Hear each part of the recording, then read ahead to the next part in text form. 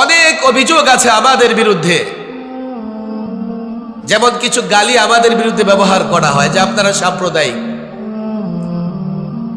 বলা হয় আপনারা মৌলবাদী, আপনারা উগ্র, আপনারা জঙ্গিবাদী।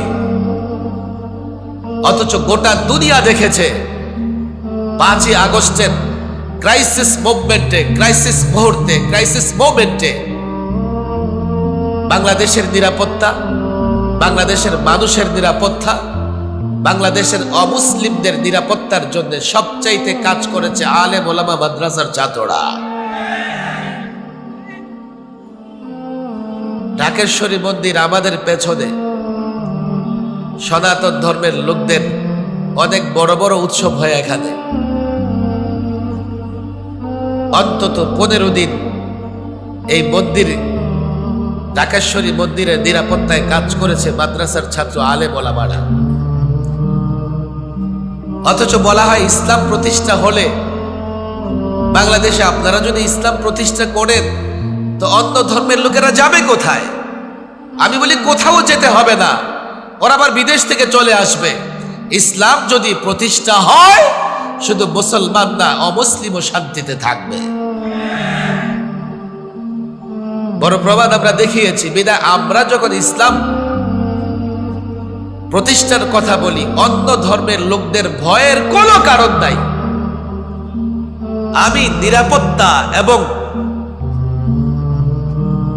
তাদের সুরক্ষার সবচাইতে বড় গ্যারান্টি দিতে পারি তখনই যখন আমি নিজেকে মুসলিম মনে করি, আমি নিজেকে একজন শান্তিকামী মুসলিম মনে করি। এই জন্য দেখেন, যেহেতু এখানে মাহফিল হচ্ছে, হতে পারে আশপাশ থেকে অমুসলিম ভাইরাও শুনছেন, আপনাদের ভয়ের কোনো কারণ নাই। অনেক লম্বা গল্পই তো বলা লাগে। আমি কদিন আগে কুড়িগ্রাম প্রোগ্রামে গিয়েছিলাম। গত সরকার কুড়িগ্রামে ছিটমহল ভাগ করেছিল। কিছু লোকজন বসবাস করতো, না তারা বাংলাদেশের না তারা ভারতের। পরে ভাগাভাগি করে কিছু মানুষ চলে গেল ভারতে, আর কিছু মানুষ চলে আসছে বাংলাদেশে। তো উভয় ছিটমহলের কিছু লোকজন আমার সঙ্গে দেখা করতে এসছে। আমি বললাম, আপনারা কেমন আছেন? যারা বাংলাদেশে যুক্ত হয়েছেন তারা বেশি ভালো আছেন, না যারা ভারতে যুক্ত হয়েছেন তারা ভালো? বাংলাদেশে যারা যুক্ত হয়েছে তারা বলে, হুজুর আমরা তাদের চেয়ে ভালো আছি। যারা ভারতের সঙ্গে যুক্ত হয়েছিলেন তারা মনে করেছে ভারতের সঙ্গে যুক্ত হয়ে ভালো থাকবো। হুজুর এখনো ওরা ভারতের কোনো সুবিধাই পায় না, আর আমরা যেদিন বাংলাদেশে যুক্ত হয়েছি সেদিন থেকে নাগরিকদের যত সুবিধা আছে সব পেয়ে যাচ্ছি। আমি তো চ্যালেঞ্জ করে বলি, অমুসলিমরা পৃথিবীর যে কোনো রাষ্ট্রের তুলনায় বাংলাদেশে নিরাপদ, নিরাপদ, নিরাপদ।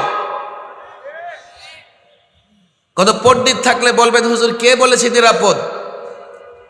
এদেশে মন্দির ভাঙা হয়, এদেশে গির্জা ভাঙা হয়, অমুসলিমদের বাড়িঘরে আক্রমণ করা হয়। আমি বলি, দেখেন, দুজন মুসলমানও বাংলাদেশে ঝগড়া করে, তো দুজন মুসলমান যদি ঝগড়া করে এটা বলা যাবে না যে ধর্মে ধর্মে ঝগড়া।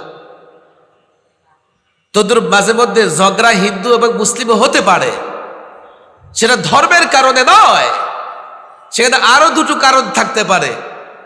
এক রাজনৈতিক কারণ, আরেকটা থাকতে পারে স্বার্থের কারণে। আমি তো দায়িত্ব নিয়ে বলি, আমার সামনে মিডিয়া আছে, আমি জাতীয় মিডিয়ায় কথা বলেছি। বাংলাদেশে যত রামুর বৌদ্ধ মন্দির আক্রমণ থেকে শুরু করে নাসিরনগরে হিন্দুদের বাড়িঘরে আক্রমণের ঘটনাগুলো যদি তদন্ত করা হয়, তদন্ত করা হয়েছে অলরেডি, পুলিশের কাছে আছে, পত্রিকায় রিপোর্ট বের হয়েছে, একটার পেছনেও ধর্মীয় কারণ নাই।